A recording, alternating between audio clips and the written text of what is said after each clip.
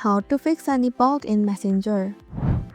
There can be several reasons why you are facing bugs while using the Messenger. To solve it, I'm going to provide a few solutions.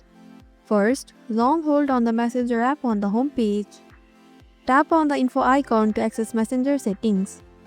Now press the storage option. Tap on clear data at the bottom.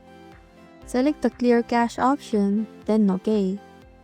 If clearing the cache didn't solve your problem, go to the Play Store.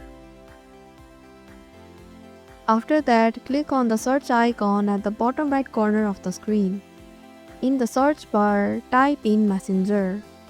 Next, go to the Messenger app and check if there is an update button. Using an outdated app can also cause issues. If you can't find it, uninstall the app by hitting the uninstall button and reinstall it by clicking the install button. This is how you can fix any bug in Messenger.